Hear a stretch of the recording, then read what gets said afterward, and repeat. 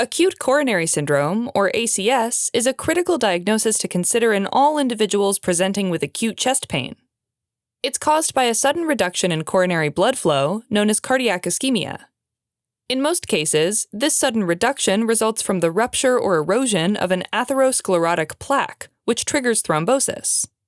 There are 3 types of ACS, including ST elevation myocardial infarction, or STEMI, non-ST elevation myocardial infarction, or NSTEMI, and unstable angina.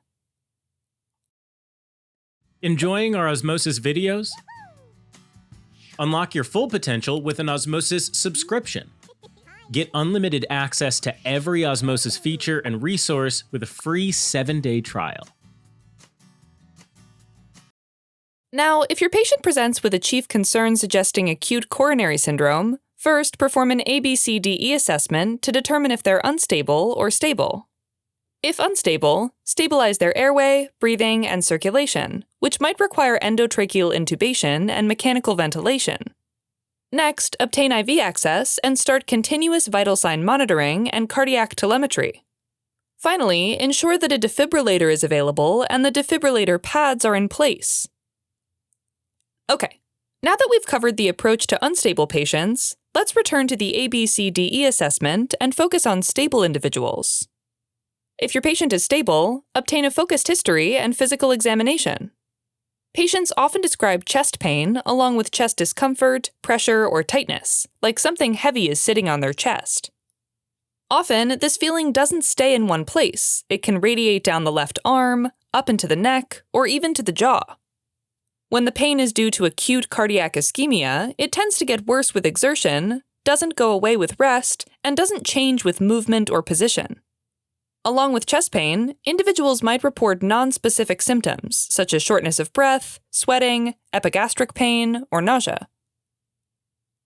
When taking a history, be sure to look for risk factors for heart conditions, such as hypertension, diabetes mellitus, hyperlipidemia, obesity, tobacco use, and a family history of coronary artery disease.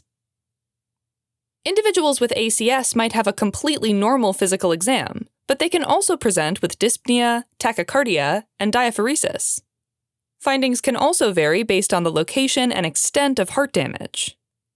For example, the involvement of the papillary muscle can cause mitral regurgitation and a new systolic murmur.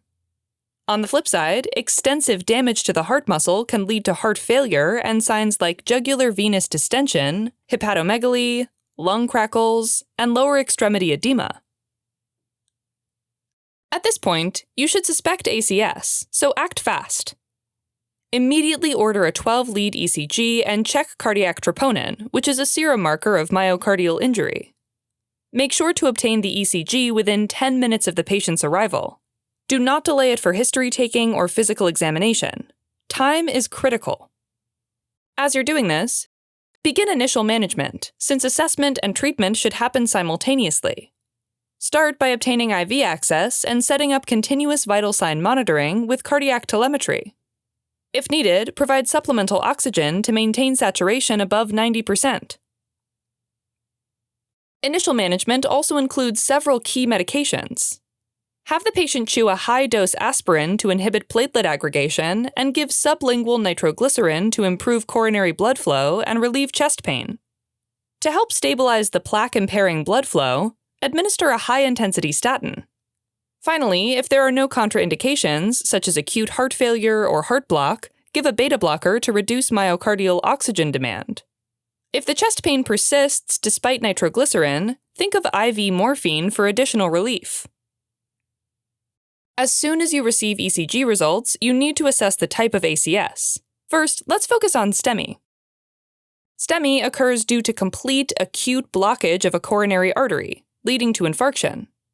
If there is elevation of the ST segment of 1 mm or greater in 2 or more contiguous leads, it confirms the diagnosis of STEMI. However, a left bundle branch block can mask ST elevation, so the diagnosis can also be made if there's a new left bundle branch block along with a presentation strongly suggestive of MI. In this case, look for a wide QRS complex greater than 120 milliseconds, a dominant S wave in V1, and broad, notched R waves with absent Q waves in the lateral leads like V5 and V6. Cardiac troponin levels will be elevated in STEMI, but these results may not be available right away. The key point is not to wait for the troponin level before making the diagnosis. ECG findings alone are enough to diagnose STEMI. Once you diagnose STEMI, the primary goal of treatment is to achieve rapid reperfusion and minimize myocardial damage. However, while preparing for reperfusion, you should also initiate additional medical therapy. All individuals should receive dual antiplatelet therapy, known as DAPT, which means adding an oral P2Y12 inhibitor, such as clopidogrel or ticagrelor, to aspirin. Additionally, administer a parenteral anticoagulant to reduce the risk of further thrombosis. Administer these medications promptly, but never at the cost of delaying reperfusion therapy, which includes percutaneous coronary intervention, or PCI for short, and fibrinolytic therapy. PCI is the preferred strategy over fibrinolytic therapy for reperfusion in patients with STEMI. However, PCI cannot be used in all patients. Then assess the time of symptom onset to presentation, because it is a key factor that determines which treatment can be used safely and effectively. If it has been less than 12 hours since symptom onset, the next step is to assess if PCI is available within 120 minutes of the patient's first medical contact, either at the patient's current location or by transfer to a PCI-capable medical center. If PCI is available within 120 minutes, proceed with emergent coronary angiography and PCI. During PCI, an interventional cardiologist inserts a catheter, usually through the radial or femoral artery. Using imaging guidance, they thread it up to the coronary arteries. Once the blockage is identified, they advance a balloon-tipped catheter across it, inflate the balloon to open the artery, and place a stent to keep the vessel open and restore blood flow. If PCI is not available within 120 minutes, administer fibrinolytic therapy within 30 minutes of arrival at the hospital. Fibrinolytic therapy involves medications that dissolve blood clots, such as alteplase and streptokinase. However, keep in mind that these medications are contraindicated in some individuals, such as those with active bleeding, recent stroke, or significant head trauma. Finally, after giving fibrinolytic therapy, arrange immediate transfer to a PCI-capable center. Now that we've covered what to do in a patient presenting within the first 12 hours of symptom onset, let's switch gears and look at what to do when more than 12 hours have passed. Since fibrinolytic therapy is only effective in the first 12 hours after symptom onset, at this point it is no longer an option for reperfusion therapy. Next, assess for evidence of ongoing ischemia or complications, such as refractory chest pain, hemodynamic instability, dynamic ECG changes, arrhythmias, and heart failure. If any of these are present, proceed with emergent coronary angiography and PCI. If they are absent, continue current medical therapy and arrange for follow-up coronary angiography and PCI. Okay. Now switching gears from STEMI to non-ST elevation ACS, or NSTE-ACS for short. If the ECG does not reveal ST elevation or left bundle branch block, but instead shows other ischemic changes like ST segment depressions or T-wave inversions, think NSTE-ACS. Next, assess the cardiac troponin level to determine the type of NSTE-ACS. Elevated troponin levels suggest NSTEMI, while normal levels point to unstable angina. But when myocardial damage happens, it can take several hours for troponin levels to rise in the blood. This means NSTEMI and unstable angina often look the same when a patient first presents. Either way, begin medical therapy with an oral P2Y12 inhibitor for dual antiplatelet therapy, along with parenteral anticoagulation. Next, assess for signs of ongoing ischemia or complications. If present, proceed with emergency coronary angiography. Based on the findings, the patient might need either immediate PCI or coronary artery bypass graft surgery, also known as CABG. Some of the main indications for CABG include 3-vessel involvement or left main coronary artery disease. This is because CABG offers more complete revascularization and better outcomes than PCI in these situations. On the flip side, if there are no signs of ongoing ischemia or complications, the next step is to assess the patient's risk of major adverse cardiac events. Common clinical tools for this include the Thrombosis and Myocardial Infarction Score, or TIMI score, and the Global Registry of Acute Coronary Events Score, or simply GRACE score. If the patient is at high risk, proceed with coronary angiography within 24 hours, followed by PCI or CABG depending on the findings. Alternatively, if the patient is low risk, the next step is a non-invasive stress test or coronary CT angiography.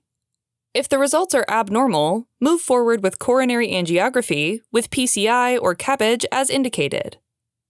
If the results are normal, continue current medical therapy. Finally, let's return to our initial ECG findings one more time and discuss individuals who present with high suspicion for ACS, but have non-diagnostic ECG findings and normal troponin levels. In this situation, repeat serial ECGs and troponin measurements to assess for any changes. If ECGs show ST elevation in 2 or more contiguous leads, or new left bundle branch block with strong clinical suspicion for MI, diagnose STEMI. Then begin medical management with an additional antiplatelet medication and anticoagulation therapy. Proceed to emergent reperfusion therapy with coronary angiography with PCI or fibrinolytic therapy. Remember, troponin will be elevated in this case, but you don't need to wait for the results to diagnose STEMI. Next, if ECGs show ST depression or T-wave inversion and troponin levels rise, diagnose NSTEMI. On the other hand, if ECG findings show ST depression or T-wave inversion, but troponin levels stay normal, diagnose unstable angina. For either NSTEMI or unstable angina, begin medical management with an additional antiplatelet medication and anticoagulation therapy. If indicated, schedule coronary angiography, and based on the findings, proceed with revascularization, either with PCI or CABG. But if the ECGs and troponin remain normal, the next step is non-invasive stress testing or coronary CT angiography. If the results are abnormal, diagnose coronary artery disease. Next, encourage lifestyle modifications and start a low-dose daily aspirin. In many cases, a patient will require elective coronary angiography, and if the findings reveal significant coronary disease, proceed with revascularization with PCI or CABG. Alright, as a quick recap, if you suspect ACS, the first step is to order a 12-lead ECG and cardiac troponin levels as soon as possible. Next, provide acute management, which involves aspirin, nitroglycerin, and a statin, with beta blockers and morphine if indicated. If the ECG reveals ST elevation in 2 or more contiguous leads or a new left bundle branch block with strong clinical suspicion for MI, diagnose STEMI and treat with additional antiplatelet therapy, anticoagulation, and reperfusion therapy. If the ECG shows other ischemic changes, including ST depression or T-wave inversion, diagnose NSTE-ACS. Further, if cardiac troponin levels are elevated, diagnose NSTEMI. However, if they are normal, think of unstable angina. For both NSTEMI and unstable angina, treat with additional antiplatelet therapy and anticoagulation. Based on ongoing conditions and complications and risk stratification, reperfusion therapy or medical therapy is used. Finally, if the initial ECG is non-diagnostic, monitor with serial ECGs and troponins to identify STEMI, NSTEMI, and unstable angina. If none are present, use non-invasive stress testing or coronary CT angiography to look for stable coronary artery disease.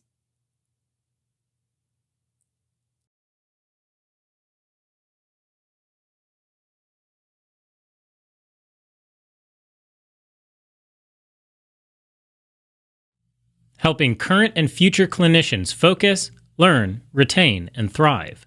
Learn more